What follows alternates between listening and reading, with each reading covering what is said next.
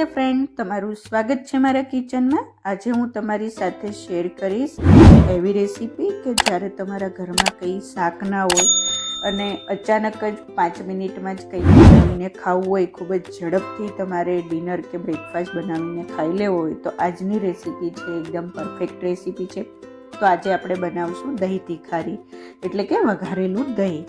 અને આ વઘારેલું દહીં છે એ 5 જ મિનિટમાં બની જાય છે। સાથે આપણે સરસ મજાની ક્રિસ્પી ભાખરી બનાવશું અને દહીં વઘારતી વખતે ફાટે નહીં એનું ધ્યાન રાખશું। તો ચલો દહીં તીખારી બનાવવાની શરૂઆત કરી દઈએ। તો સૌથી પહેલાં એક બાઉલની અંદર 4 ચમચી ભરીને આપણે દહીં લઈ લઈશું। અંદાજે 1.5 કપ જેટલું દહીં લીધું છે। આ દહીંની ક્વોન્ટિટી મેં 2 વ્યક્તિ માટે થઈ જાય એ લીધી છે। તો દહીં સરસ રીતે મિક્સ થઈ જાય તો આપણે હવે એનો વઘાર કરી લઈશું। વઘાર માટે લીમડો, લીલું લસણ, સૂકું લસણ અને લાલ મરચાં લઈ લીધા છે। હવે એક વઘારિયાની અંદર 2 ચમચી ભરીને આપણે તેલ એડ કરી દઈશું। તેલ સરસ રીતે ગરમ થઈ જાય એટલે અડધી ચમચી આપણે રાઈ એડ કરી દઈશું। રાઈને સરસ રીતે ફૂટવા દઈશું। સરસ રીતે રાઈ ફૂટી જાય એટલે 1 ચમચી ભરીને આપણે લીલું લસણ એડ કરી દઈશું। લસણની ક્વોન્ટિટી તમારા ટેસ્ટ પ્રમાણે તમે કરી શકો છો। લસણને સરસ રીતે બ્રાઉન કલર થવા દેવાનું। મને આ દહીં તીખારીની અંદર લસણ થોડુંક વધારે ભાવે એટલે મેં લસણનું પ્રમાણ થોડુંક એક્સ્ટ્રા રાખ્યું છે। હવે લાલ મરચાં એડ કરી દઈશું। 10 થી 12 મીઠા લીમડાના પાન એડ કરી દઈશું। સરસ રીતે લીમડા અને મરચાંને સતળાવા દઈશું। હવે 1 ચમચી જેટલું લીલું લસણ એડ કરી દઈશું। ઓપ્શનલ છે, જો હોય તો એડ કરવાનું, નહીંતર આપણે સૂકું લસણ એડ કર્યું જ છે। અડધી ચમચી જેટલું જીરું એડ કરી દઈશું। જીરાને સરખી રીતે તેલની અંદર સતળાવા દઈશું। જીરું સરખી રીતે સતળાઈ જાય એટલે એની અંદર 1/4 ટીસ્પૂન જેટલું આપણે હળદર પાવડર એડ કરી દઈશું। હળદરને સરખી રીતે મિક્સ કરી દઈશું। 1 થી 2 સેકન્ડ માટે હળદરને તેલમાં સતળાવા દઈશું અને છેલ્લે આપણે 1 ચમચી ભરીને લસણની ચટણી એડ કરી દઈશું। તો ફ્રેન્ડ્સ, આ દહીં તીખારીની અંદર લસણનો ટેસ્ટ ખૂબ સારો એવો લાગે છે એટલે લસણની ચટણી એડ કરી છે। તમે લસણની ચટણીની જગ્યાએ લાલ મરચું પાવડર પણ એડ કરી શકો છો। હવે આ વઘાર બનીને રેડી થઈ ગયો છે। આપણે એને દહીંની અંદર એડ કરી દઈશું। ગેસની ફ્લેમ બંધ કરી વઘારને આપણે દહીંની ઉપર રેડી દઈશું। તો ફ્રેન્ડ્સ, આવી રીતે દહીંને વઘારશો તો દહીં છે એ ક્યારેય ફાટશે નહીં। અને તમે જો ડાયરેક્ટ કડાઈમાં દહીં એડ કરશો તો ઘણીવાર શું થતું હોય છે કે દહીં ફાટી જતું હોય છે, પણ આવી રીતે દહીં વઘારવાથી દહીં ક્યારેય ફાટતું નથી। સ્વાદ પ્રમાણે મીઠું એડ કરી દઈશું। અડધી ચમચી જેટલું ધાણા જીરું પાવડર એડ કરી દઈશું અને સરસ રીતે વઘારને દહીં સાથે મિક્સ કરી દઈશું। તો ફ્રેન્ડ્સ, સરસ મજાનું 5 જ મિનિટમાં વઘારેલું દહીં બનીને રેડી થઈ ગયું છે। ઉપરથી કોથમીરથી ગાર્નિશ કરી દઈશું। સરખી રીતે મિક્સ કરી દઈશું અને આ એકદમ ટેસ્ટી એવી તીખી ચટપટી એવી દહીં તીખારી બનીને રેડી થઈ ગઈ છે। તો ફ્રેન્ડ્સ, આ દહીંને તમે બાજરાના રોટલા, ભાખરી, પરાઠા, પૂરી કંઈ પણ સાથે ખાઈ શકો છો। 5 જ મિનિટમાં આ દહીં બનીને રેડી થઈ જાય છે।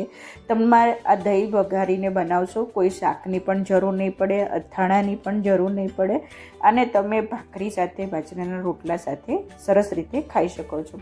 હવે આપણે આ દહીં જોડે ખાવા માટે સરસ મજાની આજે આપણે ભાખરી બનાવશું। તો ભાખરી બનાવવા માટે એક કાથરોટની અંદર 2 કપ જેટલો આપણે ભાખરીનો કરકરો લોટ આવે એ લઈ લઈશું। 3 ચમચી તેલ એડ કરશું। તેલનું પ્રમાણ થોડુંક વધારે રાખશું એટલે સરસ ક્રિસ્પી એવી ભાખરી બનશે। 1 ચમચી જેટલું જીરું એડ કરી દઈશું। 1 ચમચી જેટલા સફેદ તલ એડ કરી દઈશું। તલથી પણ ખૂબ સારો એવો ટેસ્ટ આવશે। 1 ચમચી જેટલા કાળા તલ એડ કરી દઈશું। 1 ચમચી જેટલો કાળા મરીનો ભૂક્કો એડ કરી દઈશું। સ્વાદ પ્રમાણે મીઠું એડ કરી દઈશું અને છેલ્લે મેં અડધા કપ જેટલી ઝીણી સમારેલી પાલક લીધી છે એને એડ કરી દઈશું। ખૂબ જ ટેસ્ટી એવી ભાખરી બનશે, એક અલગ રીતે ભાખરી બનશે અને જે આપણે તલ, મરી, જીરું બધા એડ કર્યા છે એનાથી આ ભાખરીનો ટેસ્ટ ખૂબ જ સરસ એવો આવે છે।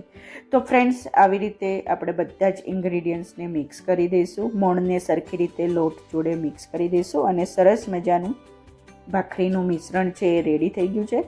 હવે આપણે થોડું થોડું પાણી એડ કરતા જશું અને સરસ એવો કઠણ એવો ભાખરીનો લોટ બાંધી લઈશું।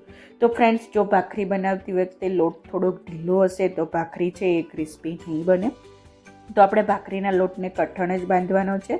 સરસ એવો ભાખરીનો લોટ બંધાઈને રેડી થઈ ગયો છે. 2 થી 3 મિનિટ માટે આપણે એને સાઈડમાં મૂકી દઈશું.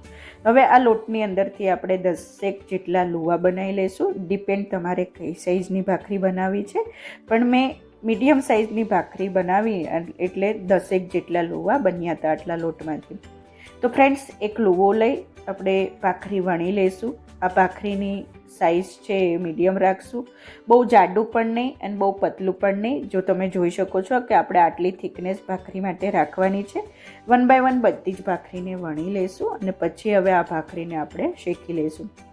તો બધી ભાખરી વણાઈને રેડી થઈ ગઈ છે. હવે ગેસ ઉપર તવાને ગરમ કરવા મૂકી દઈશું. તવો સરસ રીતે ગરમ થઈ જાય એટલે એની અંદર આપણે ભાખરીને શેકવા માટે મૂકી દઈશું. એક બાજુ થોડીક એવી ભાખરી શેકાઈ જાય, ભાખરીને પલટાવી દઈશું. હવે ધીમે ધીમે આપણે ભાખરીને પ્રેસ કરતા જશું. ગેસની ફ્લેમ છે લો ટુ મીડિયમ રાખશું અને ભાખરીને આવી રીતે હળવા હાથે પ્રેસ કરતા જશું અને બંને બાજુ સરસ રીતે ગોલ્ડન બ્રાઉન કલર થાય ત્યાં સુધી આપણે ભાખરીને શેકાવા દઈશું. આ ભાખરી આવી રીતે ધીમા ગેસે આવી રીતે દબાવીને બનાવવાથી ભાખરી છે એ સરસ મજાની ક્રિસ્પી બિસ્કિટ જેવી બનશે અને ભાખરીનો ટેસ્ટ છે એ ખૂબ જ સરસ એવો આવશે. આ ભાખરીની અંદર આપણે તલ, જીરું, મરી એડ કર્યા છે. એનાથી ભાખરીનો ટેસ્ટ ખૂબ જ સારો એવો આવશે અને આપણે જે દહીં તીખારી બનાવી છે એના જોડે ભાખરી ખૂબ ટેસ્ટી લાગશે. હવે ભાખરી છે એ બંને બાજુ સરસ રીતે ક્રિસ્પી બની ગઈ છે. આપણે હવે એને લઈ લઈશું. 1 બાય 1 બધી જ ભાખરીને આવી રીતે શેકી લઈશું.